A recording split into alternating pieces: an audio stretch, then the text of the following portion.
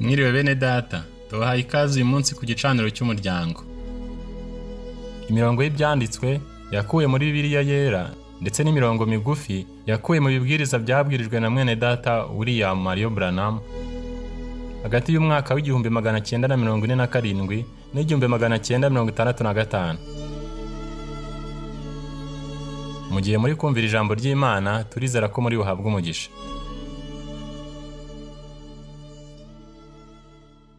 Yohana igice cya 18 murongo 25 kugera ku 27. Ubwo Simoni Petero yari ahagaze yota, baramubaza bati, mbese nawe nturi uwo mu bigishwa be? Arabihakana ati, oya, sindi uwo muri bo. Umwe mu bagaragu b'umutambyi mukuru, mwene wabo w'uwo Petero yaciye ugutwi, aramubaza ati, harya sinakubonye uri kumwe nawe muri ka gashyamba? Petero yongera kubihakana. Muri ako kanya inkoko irabika. Peter, after he was out there fishing, his occupation was fishing.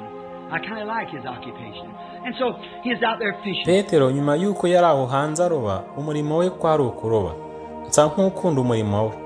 Nkuko yari aho hanze aroba, bose bacitse intege. All discouraged. Know that he had denied Christ. Oh my.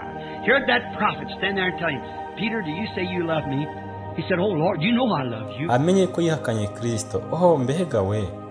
Yumva uwo muhanuzi ahagaze aho, maze aramubwira ati, Petero, ese uvuga ko unkunda? Aravuga ati, oh mwami, urabizi ko ngukunda. He said, I love you, I'm ready to die for you. He said, Peter, you think you mean that, but you'll deny me 3 times before you'll deny me before the cock crows the 3rd time. See? You'll deny me thrice before the cock crows. Aravuga ati, ndagukunda, niteguye kugupfira. Aravuga ati, Petero, utekereza ko ariko biri, ariko uri bunyihakane 3, uraza kunyihakana mbere yuko inkoko ibika 3. Murabona? Uraza kunyihakana inshuro 3 mbere yuko isaki ibika. And then seeing that come to pass, when he stood there and said, I don't know him. No, I don't know anything about them there Pentecostals. It ain't time to quit preaching, it's just my watch having a spell. Said that I know I'm supposed to stop now, but I can't stop right this time. So I got to finish this up here. Amen. Noneho abonye ibyo bibaye, igihe yari ahagaze aho, maze aravuga ati, ntabwo muzi, oya, nta na kimwe nzi kuri bari abapantekote. Ntabwo ari igihe cyo kurekera kubwiriza, ni isaha yanjye gusa yarivugije inzogera. Murabona? Aravuga ati, nzi ko nkwiriye guhagarika ubu, ariko sinshobora guhagarika kuri uyu mwanya. Murabona? Nkwiriye kurangiriza ibihano. I denied him. I denied him in the presence of Pilate. I denied him in the presence of that little woman. Come around there and said, aren't you one of them? No. And even cursed. Oh, he was in a terrible shape. Ndabizi ko namwihakanye imbere ya Pilato. Namwihakanye imbere y'uriya mugore muto waruje iruhande rwanjye, avuga ati, ese nturi umwe muri bo? Nti oya, ndetse ntanivumye. Oh. He had denied him. And he'd seen Jesus stand, look over the man when the cock crowed, looked over at Peter. He went out, oh, he's discouraged with himself. So why do I live any longer? Yari mu mibereho iteye ubwoba. Aravuga ati, nge yaramwihakanye. Yabonye Yesu ahagaze, maze arebaho. Aho niho isaki yahise ibika, maze areba kuri Petero. Arasohoka. Oh, yaracitse intege nawe ubwe. Ati, kuki nkiriho? And then besides that, he said, I think I'll go back and go fishing again. I can't preach anymore, so let's go back and start fishing. He threw his nets in and cast all night long, didn't have no fish. He is at a weak spot. Kandi noneho uretse ibyo yaravuze ati, ndatekereza ko nkwiriye gusubirayo, maze ngasubira guhiga. Ntabwo nakongera kubwiriza ukundi. Noneho ndisubirirayo, maze ntangire kuroba. He didn't have nothing. Discouraged with himself. Come to the end of his ability. When he thought he was a great man, chopped the high priest's son's ears off like that. Oh, he thought he was a great fellow, he'd learned something.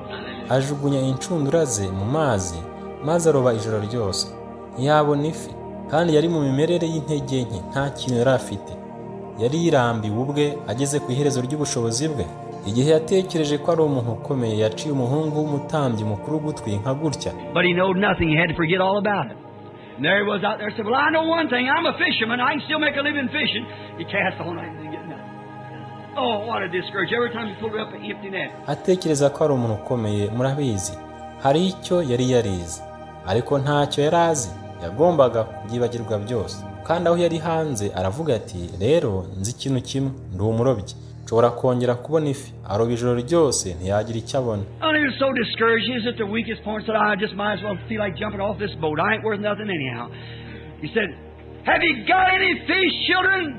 Looked out on the bank. There stood a man. He said, mbega gucika intege. Uko akuruye buri kanya hakaza incundura ziri mu busa. Yaracitse intege cyane, yari ahantu h'intege nke. Aravuga ati ndumva ameze nk'ushaka gusimbuka muri ubu bwato, uko biri kose ntacyo maze. no, we've toiled all night and taken nothing. I thought I was a fisherman. Is that you, Simon? Yeah. Well, I toiled all night and taken nothing. Oh, we ain't got a fish out here. He said, well, cast your net on the other side. We've got what? Aravuga ati ese hari amafi mwabonye bana? Arebye ku nkombe, aho hari hahagaze umugabo. Aravuga ati oya, twarushye ijoro ryose kandi ntacyo twafashe. Natekereje ko ndi umurobyi. Ese ni wowe Simoni? Yego, ubu nakoze ijoro ryose kandi ntacyo nafashe. Nge twe nta mafi dufite hano. Aravuga ati rero jugunya incundura zawe ku rundi ruhande. Twakoze ibiki? On the other side, we've been doing that.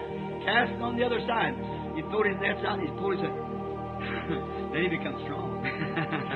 We aravuga ati ku rundi ruhande, ibyo twahoze tubikora.